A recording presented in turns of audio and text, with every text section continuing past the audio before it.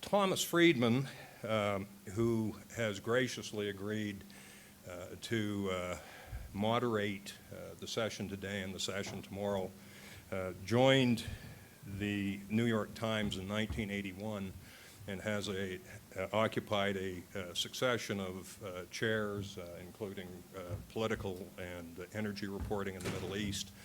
He's been White House correspondent, foreign or international economics correspondent. He is the author of a number of best-selling books, including from Baghdad to Jerusalem, The Lexus and the Olive Tree, The Earth is Flat.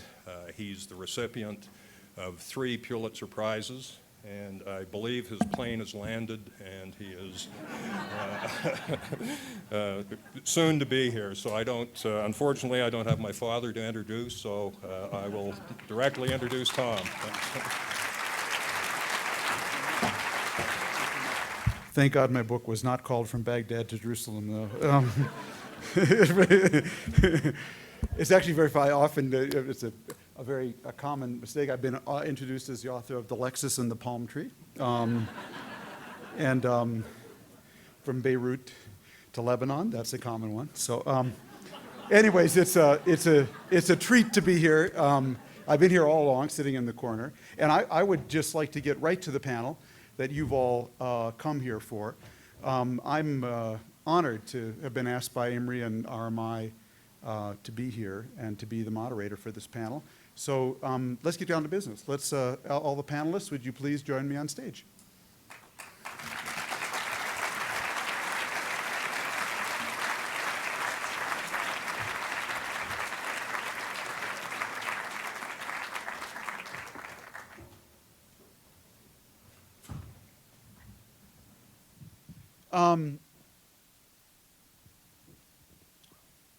I got to know Imre actually out here in Aspen for the first time, and it has really struck me that Imre's been so far ahead of his time that he's lapped us actually. But it's been great to meet you on the second lap again, Imre. Yeah. Imre's written Winning the Oil Endgame and so many other important essays and articles. But there's one particular quote of his, which is my favorite. It's not in any of his books. And it actually comes from a beautiful eulogy that he wrote for the great environmentalist Dana Meadows. Do you remember that, Imre? And there's one quote in there which really jumped out and spoke to me. And I want to share it with you because I think it really sets the stage for this panel and this conference. And it goes like this. James Branch Cabell wrote, "The optimist proclaims that we live in the best of all possible worlds. The pessimist fears this is true." Dana Meadows fitted neither category. She wrote 3 years ago, "By nature, I'm an optimist. To me, all glasses are half full." Yet she didn't shrink from reporting bad news, always blended with encouragement about how to do better. She treated the future as choice, not fate, and she defined with luminous clarity how to do, as one sometimes must, what is necessary. And she shared René Dubos's view that despair is a sin, so when asked if we have enough time to prevent climate catastrophe, she always said that we have exactly enough time starting now.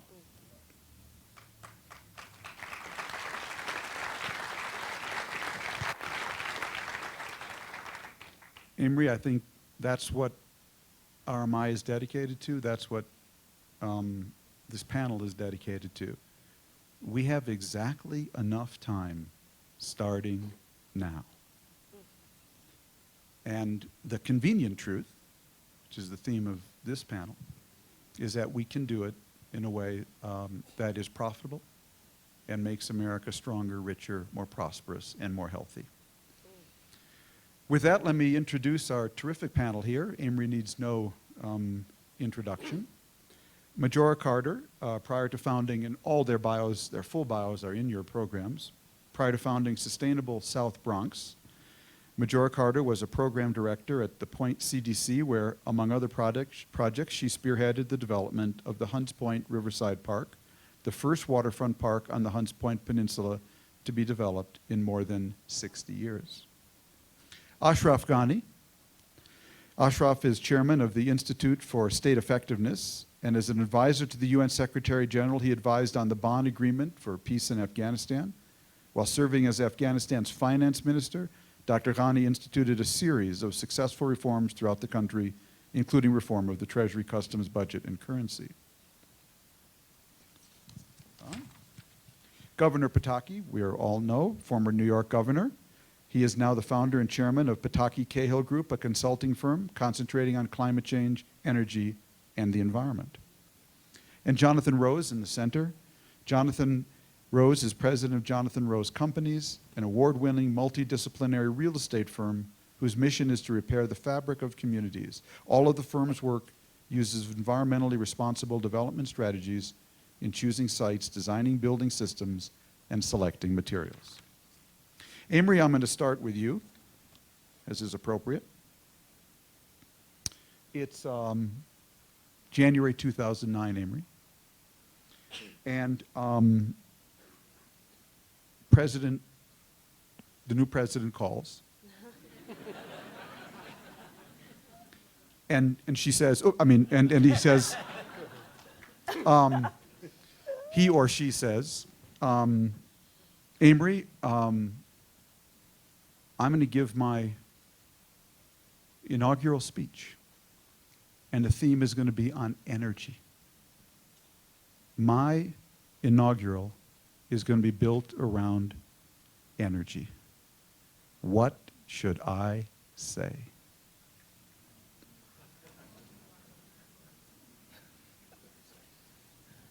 Time's up. Majora, how are you?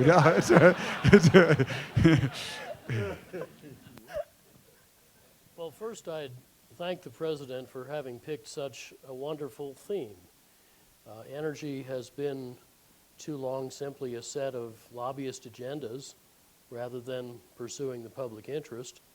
And for all the reasons the President just laid out, it is at the core of everything we need to do. It won't solve all our problems to get energy right, but it'll solve an awful lot of them. And no matter who the President is or of which party, I think the general framework I would suggest for energy policy would be to let all ways to save or produce energy compete fairly at honest prices, no matter which kind they are, what technology they use, where they are, how big they are, or who owns them. And let's see who's not in favor of that. It will be all the corporate socialists and free marketeers clothing who like their present subsidies and monopolies and monopsonies and don't really like competition. Now, if we actually have public policy that supports and not distorts business logic, we will spend our money very differently. We could save half our oil at a fifth, or actually a sixth now, of its price. We could save half the gas at an eighth of its price. We could save 3/4 of the electricity at an eighth of its price just by substituting technology and brains for energy and money. That's the kind of substitution that a dynamic market economy with our level of innovation is very good at.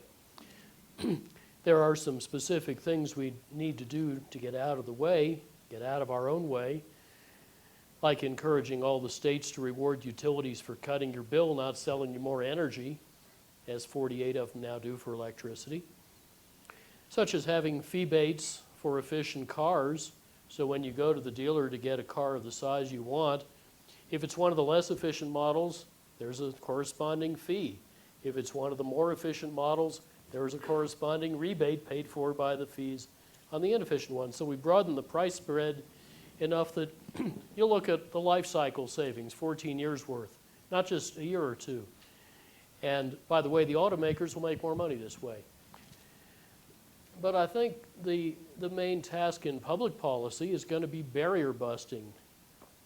Getting the price right is useful, it's theoretically correct, it'll help. Enabling people to respond to price is much more important than getting the price right. Some of that's at the level of national policy, some state, some local, some at the level of the firm and the household. But if we focus on turning the obstacles to implementing an efficient, resilient, renewable energy economy all into business opportunities, you'll be amazed at how fast that will happen. And in fact, if we invested to make all the savings I mentioned before, it would cost us less than $100 billion extra a year to do it, but that's only a sixth the value of the saved energy at present prices, assuming that all the security and climate costs of getting and using the energy are worth zero, a conservatively low estimate.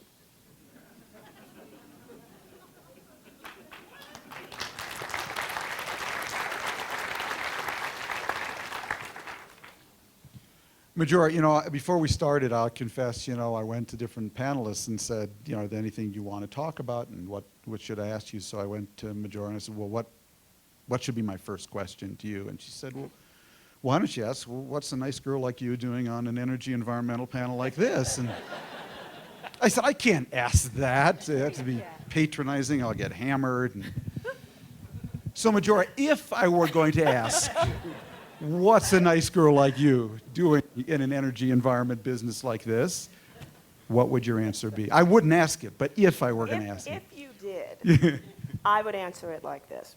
I am an environmentalist, and I want to thank RMI for recognizing that environmentalists actually do come in many different colors. So that's first of all.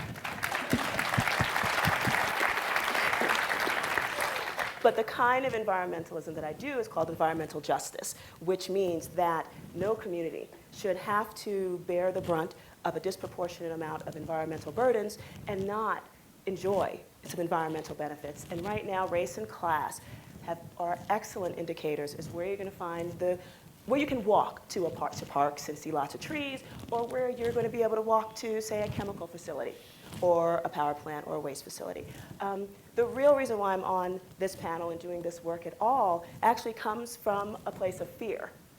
I was petrified and terrified by actually what Governor Pataki, through his administration and also his partner, Mayor Giuliani, were planning on doing, which was bringing a waste facility that would have brought about 40% of the city's commercial waste to my community, the South Bronx, which is the poorest.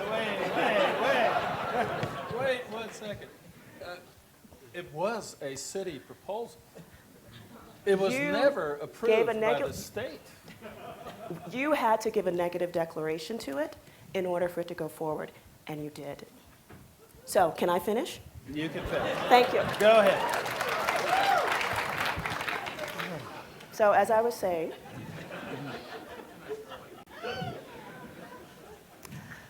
the point is that their dual proposal was going to bring 40% of the city's municipal waste stream to my community, which was already handling almost 40% of the city's commercial waste stream. We had 55 diesel truck trips going through our community every single week. We have one of the most alarmingly high asthma rates and other upper respiratory illness rates in the country. So when I say I was afraid for myself, for my family, for my community, I mean it.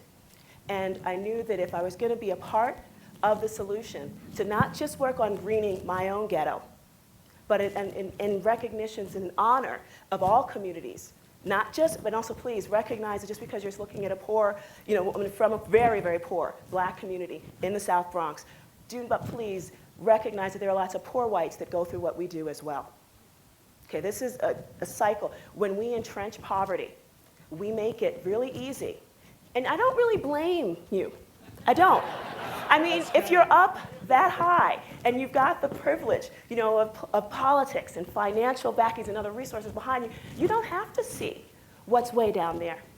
And you don't, but having been on the receiving end of it, I knew that what we had to do was come up with some clear alternatives that actually provided opportunities, in particular, creating green-collar jobs that would allow the poorest in our communities, in our country, to participate in this new green economy instead of adding to the dirty economy that got us to this position that we are in the first place.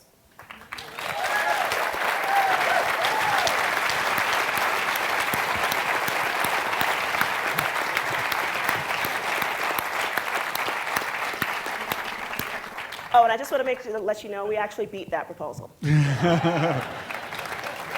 Governor Pataki, why don't you? First, let me just thank you for what you're doing. In all sincerity, what you're doing is extremely important, and what you have done in Hunts Point is very, very positive. And I mean that with absolute sincerity.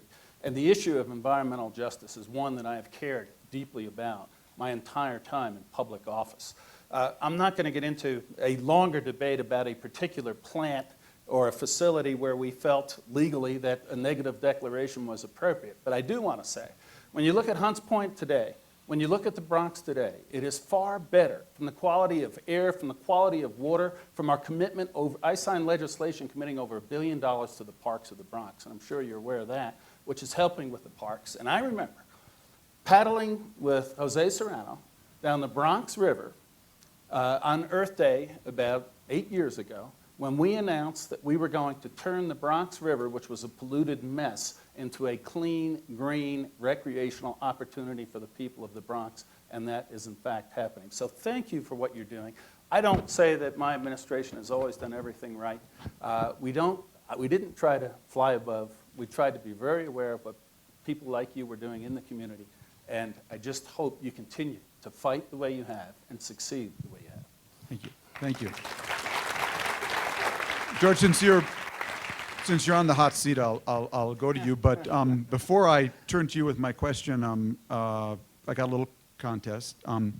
We're going to give away a signed copy of Winning the Oil Endgame, Embry Levins, to the person in the audience who can answer the following Jeopardy question. Okay? It's called Environmentalism for 20. Okay? And I'm going to read you a quote. I'm going to read you a quote, and you have to tell me the significance of this quote. Quote, Mr. President, how would you rate yourself as an environmentalist? What specifically has your administration done to improve the conditions of our nation's air and water supply?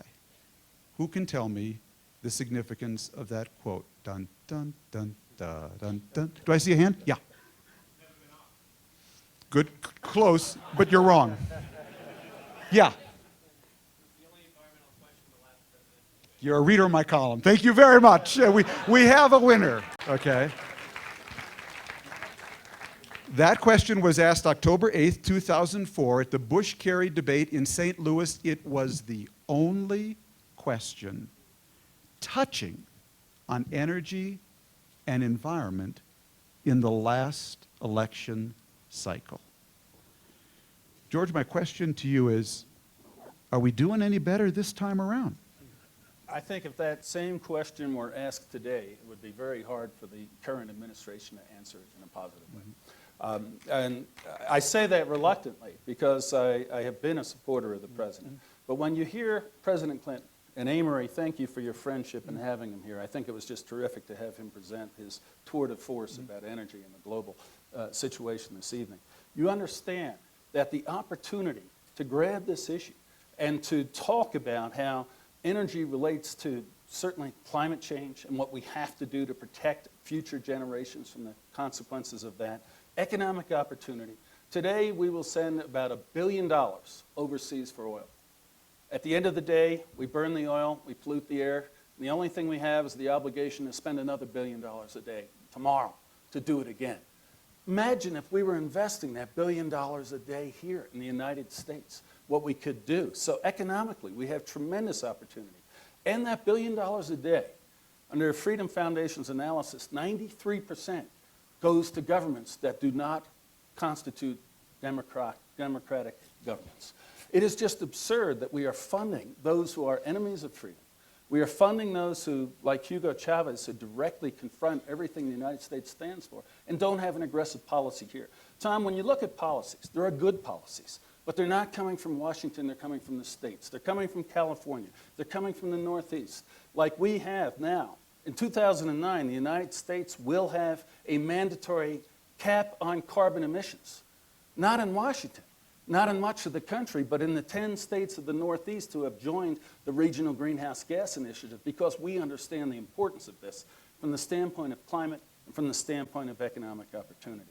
There are tremendous new technologies out there that need assistance. How many times does Tom Friedman have to write an article saying that why do we allow OPEC to manipulate oil costs so that people are reluctant to invest because they don't know what the price might be? Why don't we put a surcharge if oil is going to drop globally below $40 a barrel so that alternate investments can be made in the United States?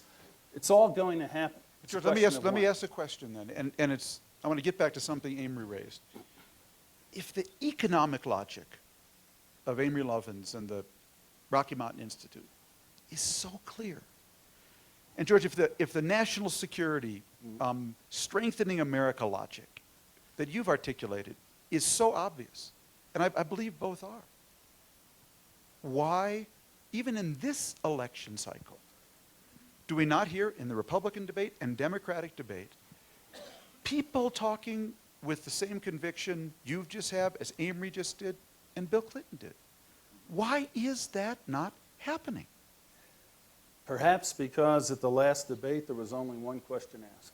And this is a time where I think the American people are way in front of the politicians. If you ask anyone in this country, particularly anyone under the age of 25, what their major concern is, you're going to hear this at the top.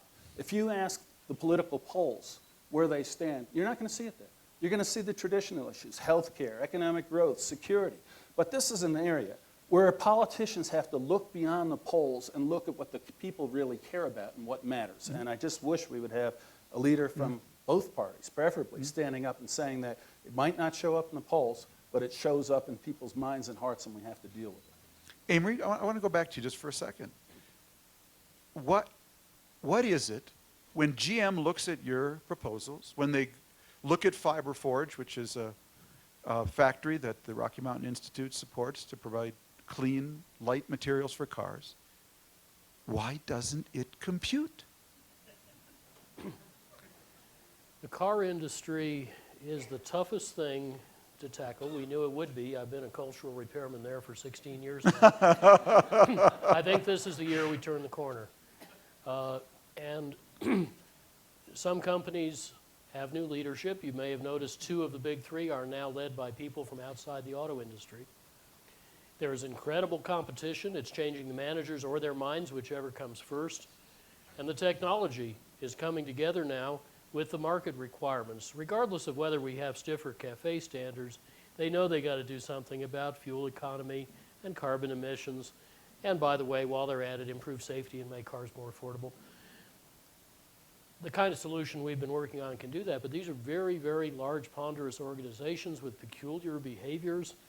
They treat their sunk costs as unamortized assets, as if it were better to write off obsolete stuff later when you don't have a company than now when you do. And there are a lot of wonderful engineers in there, and if you actually let them do their job, they'll tell you, we have all the technologies it takes to do this. We've never been asked to combine them before. That's where it takes leadership. Yeah. And we are thrilled that the United Auto Workers and the car dealers are often pushing the automakers for this kind of innovation because it's the only way they see to save their industry. But it takes a while for all these planets to align. I think we will look back and say this is the year it finally happened. And Governor, to take your $1 billion a day, you're absolutely right. If we invested that in the 2- to 4-fold energy savings I mentioned before, we'd make that investment with our $1 billion a day the first 3 months of the year. The other 9 months, the money stays in our pockets. By the time we've done that for 20 or 30 years, we're hardly using any energy to run a much stronger economy in a more secure nation in a safer world. Ashraf, people have been talking about some of these petro-authoritarian regimes, around the world. One of them is Russia today. It's a country you know well. If Amory Lovins showed up in Moscow carrying a Russian version of winning the oil endgame, how would he be received? Well, Amory is known for his toughness, so I think the reception should not deter him, first of all. If You're he- implying if the he's reception taken- wouldn't be open-armed. if he's taken on the oil industry here for 25 years and survived, I think the dialogue is the beginning of the dialogue. That's more important. So I think you should go, definitely. But I think he could actually make an impact. Why? Take education. 60% of the Russian education budget is actually energy. You know, because it's the coldest country on earth. Literally, you have to heat the schoolrooms. Not a single schoolroom has a valve regulating the amount of temperature. And if you're walking in Moscow, you see windows open on the 6th or 7th floor because the only way they can adjust the heat is to open the windows. I've been in Siberia in '96 when there was no money. Literally, money had disappeared from the Russian economy. It was all barter. 60% of the energy would be lost between a transmission line and the apartments because they're cannibalizing. The entire energy of Europe could be supplied by Russia with some of the suggestions that Imre would have. So that's one part of the equation. But now we come to another series of things that again, I think reflects why your question earlier is so difficult one. First, economics is not natural. It's a human institutional device. It's a mental framework. And Russian economics was oriented towards maximum extraction. The only way they measured extraction of coal, I worked on the Russian coal industry for 6 years, was the volume. So one mine alone had 300 kilometers of railway because they would extract any sea to extract it. Because of this, I think the implication of what Imre has brought to us is that we should not accept the economic truth of the moment, but introduce a different cost-benefit calculus that not only is applicable to Russia, but is here. But second is that institutions, again, are human devices. And there are a series of interests. You took the Russian coal industry, for instance. There was $2 billion in subsidies in 1996 and 7 months of unpaid wages. Every single component of the Russian industry has a huge amount of subsidy. That produces interest. And it's the point that Machiavelli makes. He says, good change is very few who mobilize in favor of it because those who benefit are not mobilized. Yet those who lose are organized. And we really need to come to this political economy of it. The last observation that I'd make, again, is almost every single country that is received oil, rent, with the exception of 3, Norway, and to some extent Dubai and Botswana, is actually messed up its economy royally because economy gets substituted to political series of decisions and then there is no accountability. So if democratic politics is to get hold rent from oil and from other natural commodities, really has to come to a completely different series of global understandings. Otherwise, we are not going to have global security. Sure, please. Thank you. You may be encouraged that the first time I went to Moscow under a different regime, after some days of turbulence, I got in to see the Vice President of the Academy of Sciences, Academician Evgeny Pavlovich Velikhov, remarkable man. And after a half-hour conversation about energy efficiency, he picked up the phone and then said, let's go upstairs. And a few minutes later, in the Presidium of the Academy, the film crew he had just called met us from the state television, and they filmed an impromptu interview about what energy efficiency could do for the Soviet Union, as it then was. And it was rebroadcast repeatedly in prime time. It was one of the most popular shows they'd ever had. So I think we will still find people in the system who realize why this is important. A friend of mine who was number 2 in energy planning in Gosplan, the government central planning ministry, set up on his own a co-op, which was as near as you could legally come to starting a company in those days, to sell energy efficiency. And he told me, you know, this might not seem like a good business deal because in Russia we sell energy for a third its actual cost of production. But then again, he said, we're 3 times less efficient, so the economics work out about the same.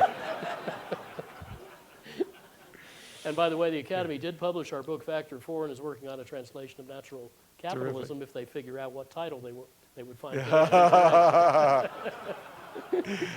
Unnatural Marxism. Jonathan, since we're speaking about Moscow, I'd like to tell you about my last visit to Moscow. I hadn't been to Moscow since 2001, and I went last, I think it was late November, early December. And what a difference a 6 years and $70 barrel oil makes. So our bureau told me, I was staying at the Marriott near Red Square, and they said, allow yourself 4 hours to get to the airport. True story. I said, wait, wait. I mean, it's a 30-minute ride from Red Square to Sherman Tyabb. No, 4 hours. So I left at, before your flight, they said. I left my hotel at 4:20 on Red Square, and I got to the airport at 7:10, almost 3 hours later, and there wasn't an accident. It was one long traffic jam. A city built for 300,000 cars now has 3 million. Ringed now by suburbs. That's a great thing, people growing out of poverty and whatnot. But the president alluded to the fact that the world's going to grow by 3 billion people over the next 43 years, roughly. And many of them will be in poverty, as he said. But a certain portion of them are going to be living like us. A car, toaster, microwave, refrigerator, independent, detached house. Are there too many Americans in the world? What do we do when we go from a world of 1 billion people living this quote-unquote high-energy lifestyle to one where 2, 3, or 4 billion people could be living that? On the one hand, it's a great thing. People are going to be growing out of poverty. But on the other hand, all the changes we're talking about will be devoured by that. What happens in this country when over the next 30 years we have 94 million more people? How, if we run as fast as we can, do we not get devoured by this energy juggernaut? So, first of all, I'd like to frame that there are very different solutions for the developing world and the developed world. Good. I did some pro bono consulting for the International Rescue Committee and went to refugee camps in Ethiopia to look at how we might green them. And what you see is in an environment with extraordinary limited resources, the appropriate technology, the modern, actually is life enhancing. So for example, if we took a school, a single room school, and you put one light bulb that is powered by a solar panel in it, all of a sudden it could do adult education at night. In refugee camps, there's a tremendous issue of women's security. If you created solar lights, then women could go to the bathroom at night, etc. So there, really, the green revolution is bringing promise. It's actually expanding opportunity. It's actually, whereas in America, we need to conserve. So there are two very, very different solutions to the same problem. In America and in the rest of the world where we are dramatically over-consuming, we really have a choice. One of our biggest consumptions is the way we use land. And either we will sprawl, and by that, as you noted, we're seeing sprawl all over the world. Wherever there's prosperity, there's now sprawl. And interestingly, if you photograph it, all looks the same. Sprawl is an incredible waste of land. And by the way, food and water come out of the land. It's a very energy efficient and very infrastructure inefficient use of resources. So we need to densify our cities. It's happening. And to do that, we need to densify them in a way that is environmentally and socially just. We need to green them dramatically, as Governor Pataki mentioned, the greening of the Bronx River Corridor, and there are many, all of our waterfronts, most of our waterfronts were industrial wastelands, there are tremendous opportunities for greening. In effect, we need to make a bargain with the market that says that we can create denser cities that are greener, that are healthier. We need to commit to not only the physical infrastructure, the transportation infrastructure of those cities, but also the cultural and educational infrastructure.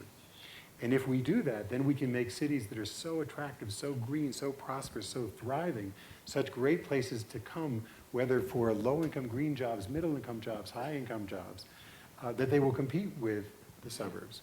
The only other solution is to do what Germany and many other European countries have done, which is to have absolute urban growth boundaries.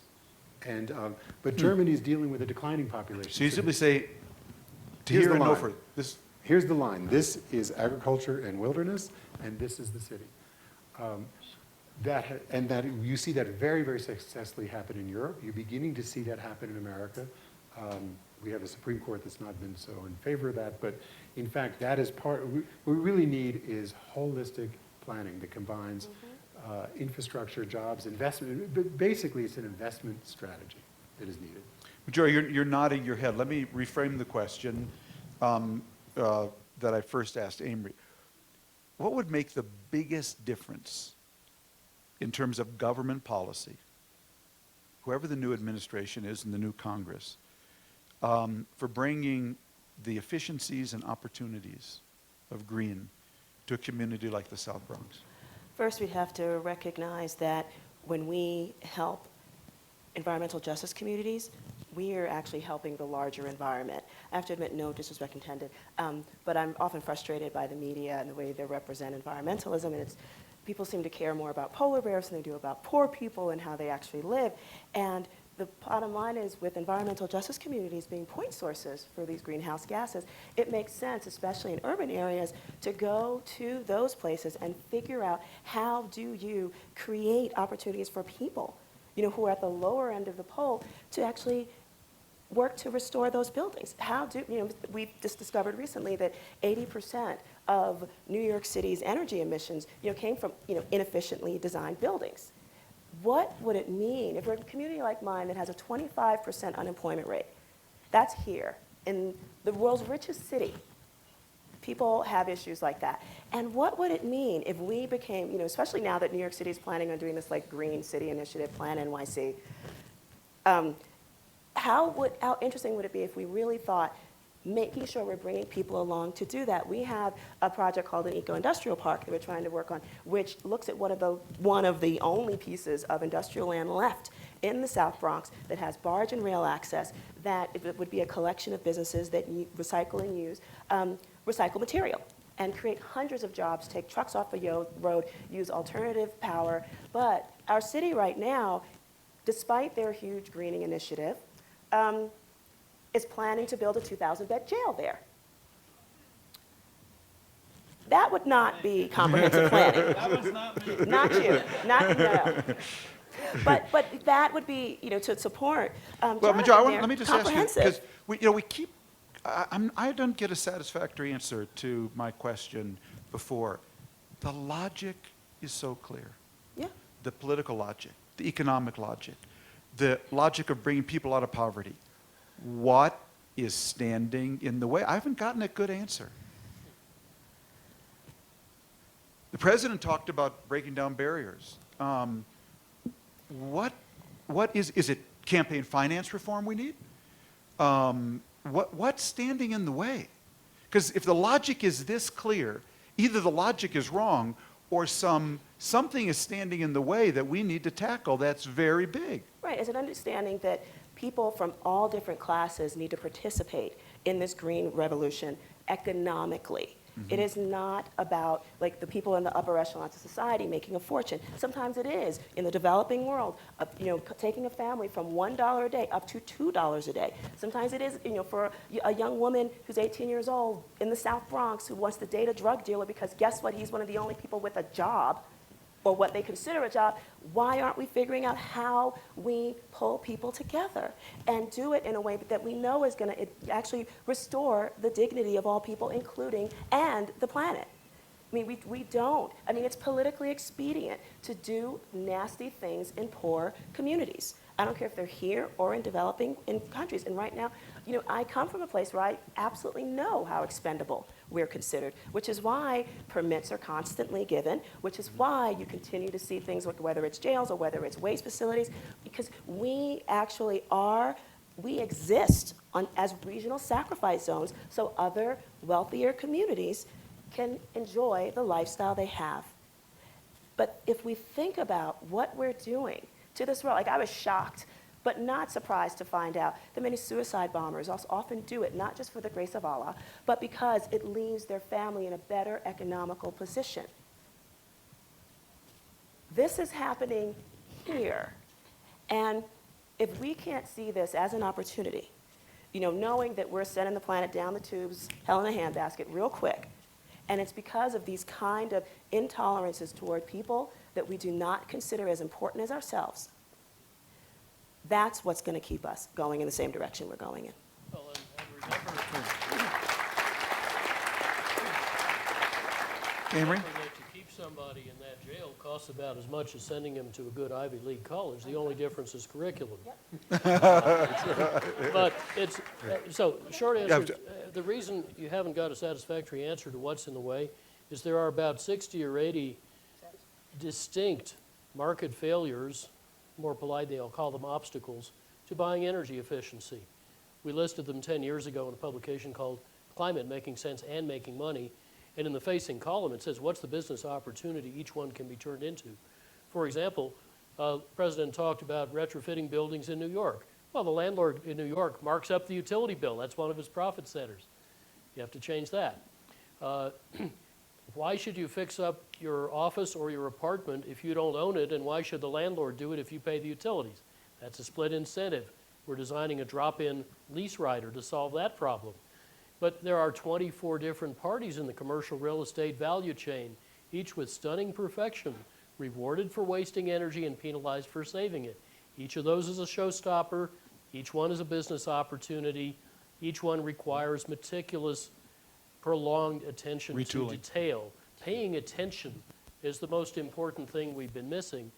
The people in companies that have made billions of dollars already off energy efficiency will tell you it's simply an act of management will and operational attention consistently applied over a long period. But even without much of that, in this country, our energy use, our oil use, our coal use all went down last year because we got efficient faster than the economy grew. So imagine what we could do if we paid attention. Ashraf, is there a green movement in Afghanistan? And could there be? Well, I mean, there could be if the global part of it is framed right. Carbon trading is not working for the poor of the world. For 5 years, I tried to get carbon trading. If one country's hydro was to be used in a pro-poor manner in order to benefit the poorest, it would have been Afghanistan. But we don't have a global organization that actually becomes the vehicle of carbon trading. So instead, in the last 5 years, we've got one of the worst polluting environments created in a country that had the advantage of backwardness. The lead, How so? well, first fuel. The octane is between 45 and 60. So a child in the city of Kabul who breathes that leaded gasoline for 2 weeks will have permanent brain damage. The worst collusion is happening in the poorest countries because of lack of regulation. And second is deforestation. When 5 million refugees return to a country and you don't have planning or basic capabilities in terms of microhydro and alternative design, again, what it becomes is that we spent $3 billion buying generators in one of the poorest countries of the earth, while $3 billion could have become the basis of very sustainable. But here is really failure of global design. The academy has become too abstract. Curriculums are totally directed towards mathematical abstract processes rather design issues. Design has to fundamentally change in this country and in the rest of the developed countries in order to bring efficiency. And that efficiency of design has disappeared. I could not get either the World Bank or USAID or anybody to help me design a city in a different way. It's total blank. It's a vacuum. What they're good at is they preach at you how to get somebody's income in a slum from $1 to $2. But they cannot partner with you how to create an efficient property market and how to invest in energy in a sustainable way. So these issues now need to be looked, I think, from the perspective of a global alliance. How do we capture the carbon trading funds to direct them towards some of the poorest countries where community developed actions? For instance, 17,000 villages of Afghanistan, one of the programs that my colleague is here, Claire Lockhart, and I designed, is covered 70% of the villages of Afghanistan. All these villages got block grants, $20,000 to $60,000. They determine their priorities, and men and women have to participate in a secret ballot-based election to choose their leaders, and then everything is accountable to them. Those kinds of mechanisms can become the vehicle for bypassing some very corrupt governments in order to connect the global movement with local series of movements. Unless we tackle this issue, look at it from the other side. The largest problems in health is poor water, poor quality water. And that is not going to come unless you boil the water. Women's education does not come around, or girls' education, unless you again have access through distance learning. So an entire series of different issues of institutional design could take place if we actually took advantage of backwardness. But instead, what it comes to is, again, that there's a complex of interests that are really making very fast money from development. And the issue is not the logic of the economic logic that we're putting forth, but that economic logic confronts interests. And those interests are very entrenched. They're entrenched mentally in terms of the mental models that they adhere to. And second, the short-term gain now is taking over the medium and long term. If a CEO of the major 500 is a lifespan of 4 years now, maximum 8, how can you expect them to have the trade-offs? Similar thing is happening to the politics of these countries, because the politicians are running on re-election on the basis of redistributive issues, but not on the basis of a politics of winning. And the last point, environment is a global issue, but politics is local and national. And what makes sense politically in one country does not make sense politically in another country. So we have to find certain combinations that for a global issue of this significance, we have to find common ground. And part of it, again, is we need to put the market to work. And a lot of developing countries, unfortunately because of the history of socialism and authoritarianism, have an inherent distrust of the market. The market is one, I mean, if Emery is to be complimented with this work, and he needs to be, part of Emery's intellectual charisma is that he made the market do a series of functions that others would have not thought capable of doing. And he thought that it could produce the win-win. But we need to demonstrate this. The issue is scale. We have won the intellectual battle, but we have not won the battle at the level of scale. Significant scale has to change in order then to bring about the tipping point to a different kind of consensus. George, as you look back in your time in politics, people have talked here about entrenched interests, both mindsets and legal, economic, corporate interests. Which did you find most frustrating, and which, if you could have waved a magic wand, would you have gotten rid of? Well, you found both. You certainly saw it in the private sector, and when Dr. Gowing was talking about the entrenched interests, I couldn't help but think of one of the ones we went up against in New York. I don't know how many people out here realize this, but most of the oil leases between oil companies and gasoline stations preclude those stations from selling any product that doesn't come from the oil company. We wanted to expand ethanol and alternative fuels across the the sector of New York State. And we found that they couldn't do it when they wanted to do it, when they thought it was in their economic interest.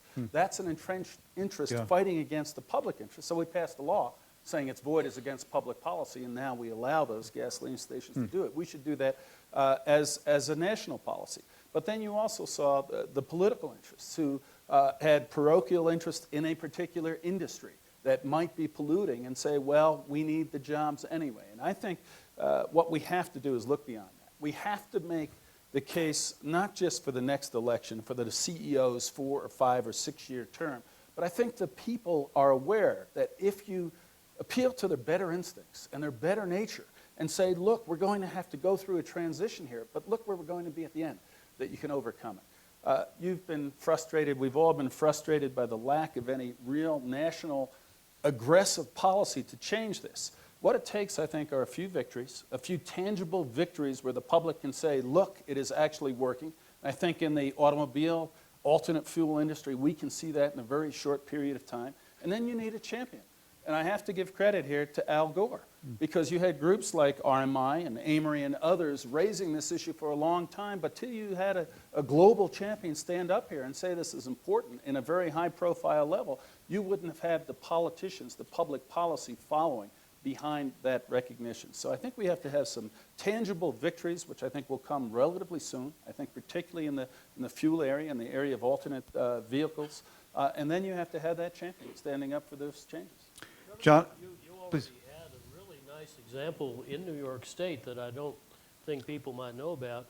How much did you save by protecting the Adirondack watershed rather than building a new water treatment plant? Right. In fact, the city was under the risk of building a $6 billion water treatment plant because of degradation of the water quality in the aqueducts, the upstate water areas that the city had. And we reached an agreement, a compact between the city and the state, where they agreed to limit the development, to put in funds to purchase open space. They're committing perhaps $1 billion to improve the environment. And in the process, saving $5 billion that would have had to go into that filtration plant. So it was a tremendous success for everyone. And exactly the point you're making is that it's in our environmental and economic interest to look beyond conventional wisdom. Wind this up, but before we do, one last question I want to pose to you, Jonathan, because both Majora and Ashraf have talked about the need for creating the kind of opportunity of green-collar jobs in a developing country or in a poor neighborhood. So I'm a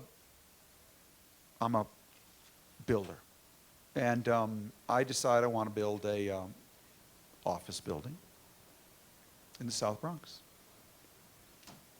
And if it works, I'm going to go to Kabul. But I want it to be a green building. I just have one question. Can I really afford that? You absolutely can afford to make a green building. What's interesting is the data shows that when you know what you're doing, a green building... When you know what you're doing. That's a very important phrase. This is extremely Yes. important.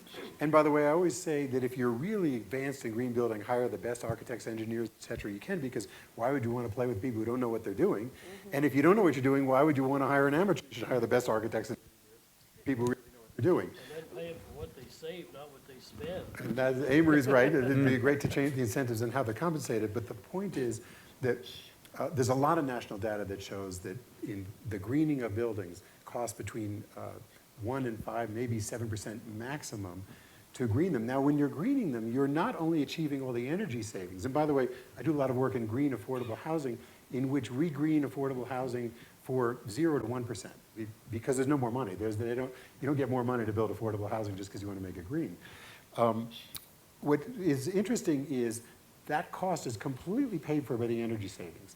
And you, as a new building owner, are going to get a mortgage, a 30-year mortgage. And so anything that pays back in less than 29 years, you're actually making money on. There's a funny disconnect. Ashraf said that economics is a mental framework, and people have failed to realize that we have long-term financing for energy saving every time we build a new building.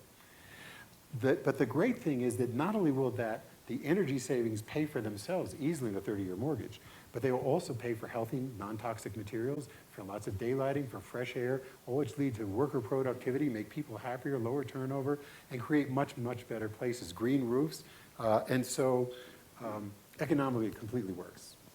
Ladies and gentlemen, I just want to close this panel. I want to thank, first of all, our panelists, and I think you should all thank them because it's been a terrific panel.